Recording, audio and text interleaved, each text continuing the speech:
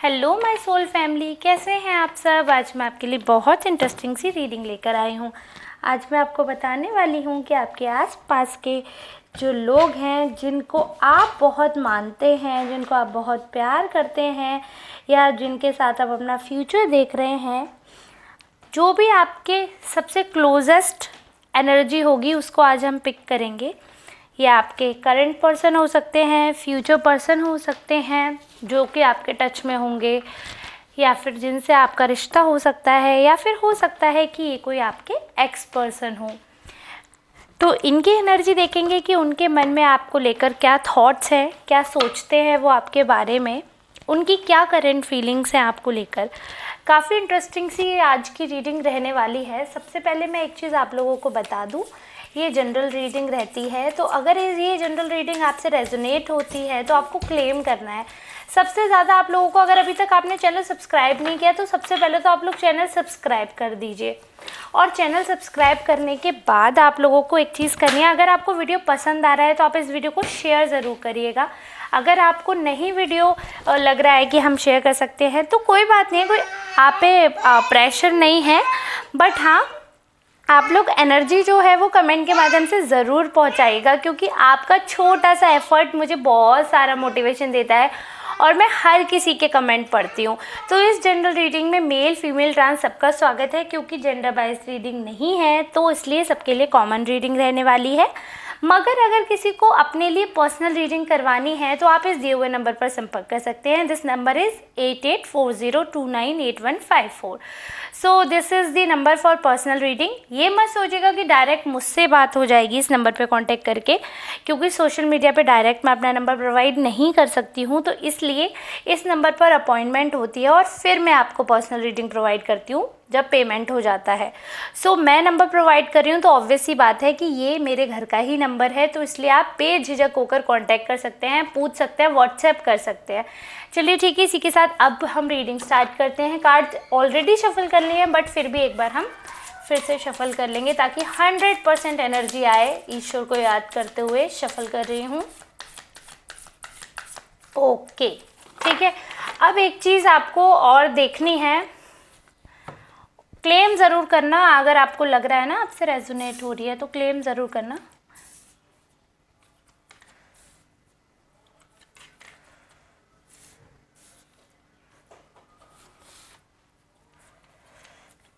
ठीक है, तो अभी हमने ये कार्ड्स जो निकाले हैं, पिक किए हैं, इनसे कहीं ना कहीं ऐसा लग रहा है इस पर्सन को, देखो ये जनरल रीडिंग है तो मैं सारे एस्पेक्ट लेकर चल रही हूँ, सब कुछ बता रही हूँ क्लियरली आपको। आप बताना कि कितना सही है कितना नहीं है। जो मुझे एनर्जी आ रही है उसके अकॉर्डिंग ये क्लियर है कि अगर आप इस पर्सन के साथ अभी रिलेशनशिप में आए हो, या फिर अगर अभी आप नहीं आए हो और इनसे आपकी बातचीत चल रही है, तो इस पर्सन को ऐसा लग रहा है कि आप अपने पुराने रिलेशनशिप से मूव ऑन नहीं कर पाए हो। उनको क्लियरली ये इंडिकेट कर रहे हो आप कि हम मूव ऑन नहीं कर पा रहे हैं। और अगर आप अपने एक्स के बारे में ही सोच रहे हो तो उनको भी यही लग रहा है कि आप मूव ऑन नहीं कर पा रहे हो।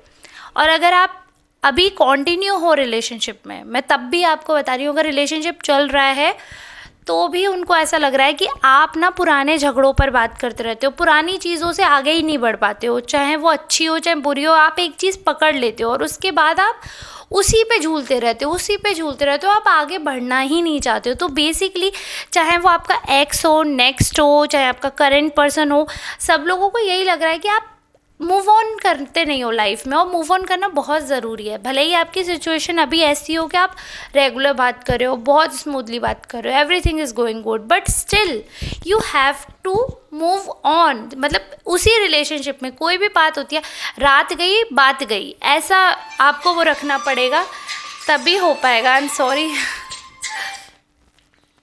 तो तभी आपका वो हो पाएगा कि जब आप रात गई बात गई वाला सिस्टम करेंगे तो ठीक है। और रही बात ऐसी कि एनर्जी की, बाकी जो एनर्जी आ रही है काफ़ी अच्छी एनर्जी आ रही है, काफ़ी अच्छी। ऐसा लग रहा है कि देखो आगे कोई अच्छा बॉन्ड शेयर करने की उनको आपसे पॉसिबिलिटी लग रही है, बट उनको पता नहीं क्यों ऐसा लग रहा है कि आप में और उनमें बहुत ज़्यादा अनबन रहती है, फाइटिंग बहुत ज़्यादा स्प्रिट दिख रही है उनको। ये देखते हैं, अच्छा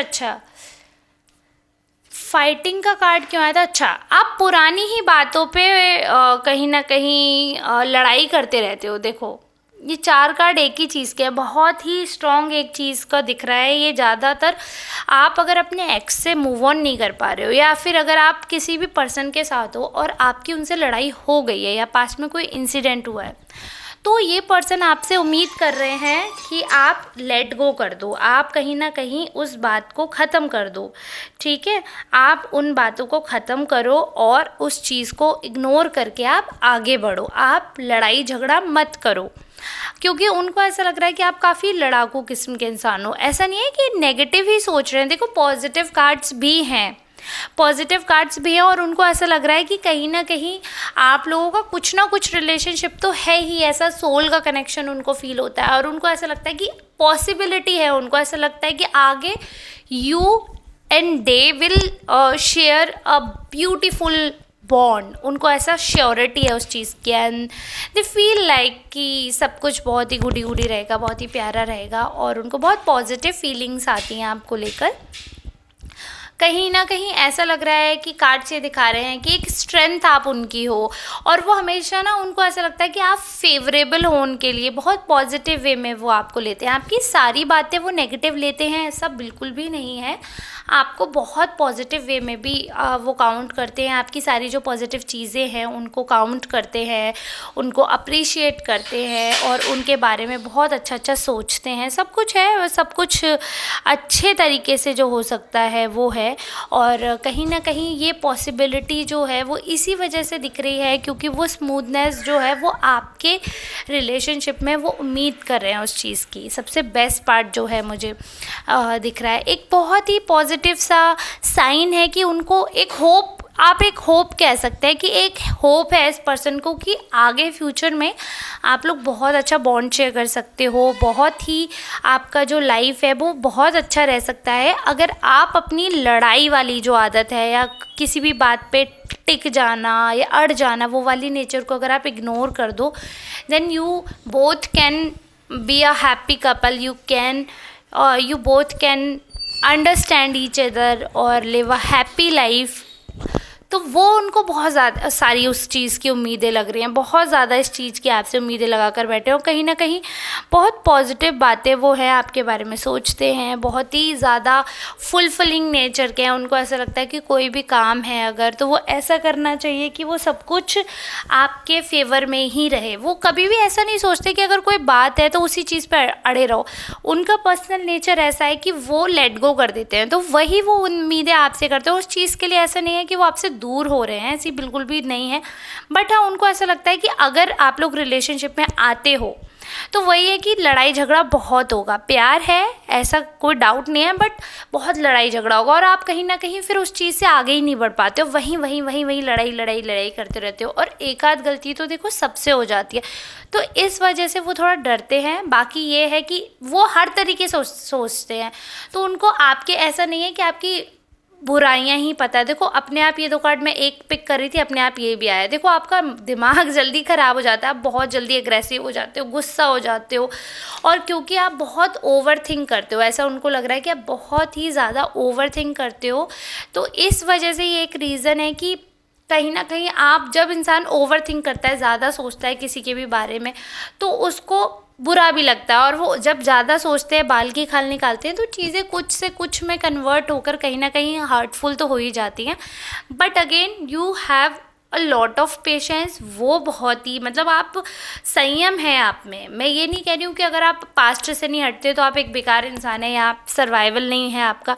जिस इंसान में पेशेंस होता है ना, और अगर सामने वाला सोच रहा है कि हाँ भाई पेशेंस है इस पर्सन में, तो आप तसल्ली भी कर लेते हो। अगर कोई चीज़ आपको बुरी लगी है तो शायद यही वजह है कि आप पास्ट में अटके रहते हो। Now I can connect. पता है क्या होता है कि आप ना तसल्ली कर लेते हो, कोई भी इंसिडेंट हुआ, अभी मैं समझ पा रही हूँ आपकी भी फीलिंग्स।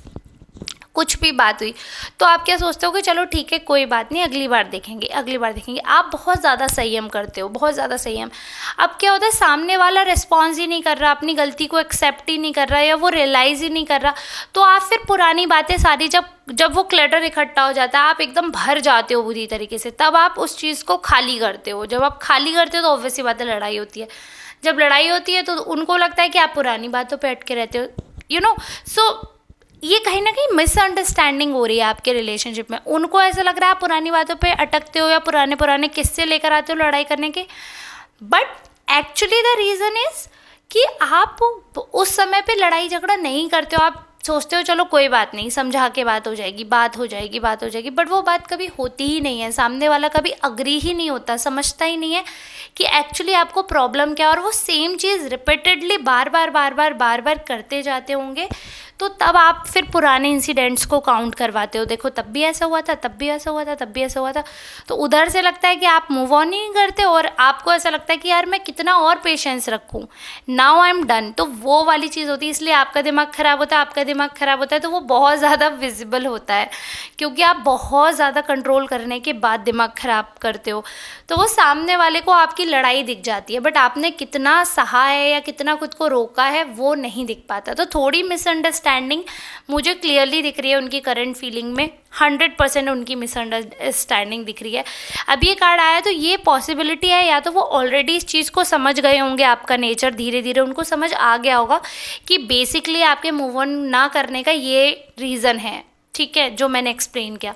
और अगर उन्हें अभी तक नहीं समझ आया तो give them a little bit time, जिससे वो थोड़ा उस चीज़ को समझें और उनको रियलाइज़ हो कि हाँ ठीक है, ऐसा नहीं है बिल्कुल भी कि आप रिस्पॉन्सिबल नहीं हो या फिर आप रिस्पॉन्सिबिलिटी ले नहीं रहे हो, ऐसा कुछ भी नहीं है। You are responsible enough and you understand everything. तो इस चीज़ से उनको कहीं ना कहीं काफ़ी क्लैरिटी हो जाएगी, धीरे धीरे they will come to know, क्योंकि कार्ड्स आए हैं उनकी करंट फीलिंग्स में आए हैं।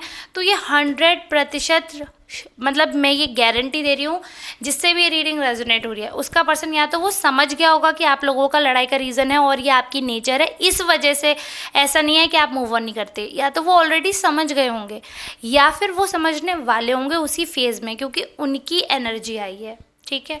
तो ये चीज़ आपको समझाने के लिए थी कि अगर उनके अंदर और आपके अंदर मिसअंडरस्टैंडिंग हुई है, उस वजह से लड़ाई हुई है, वो समझ ही नहीं पाए और दूर हो गए, नो कॉन्टेक्ट सिचुएशन है, लेट देम कम बैक। अगर वो नहीं आते हैं then remove this person immediately, life से रिमूव कर दो। अगर वो वापस नहीं आते हैं नो कॉन्टेक्ट के बाद तो वो पर्सन आपको कभी समझ भी नहीं सकते। और जो इंसान आपको समझ रहा है धीरे धीरे, भले ही अभी इस फेज़ में, but they will come to know this phase also कि आप फालतू में ही नहीं अटकते हो पुरानी बातों पे, there is a valid reason. और आप एक क्लटर कर लेते हो, इकट्ठा कर लेते हो, तब आप बोलते हो तो सामने वाले को दिखता है कि आप लड़ रहे हो।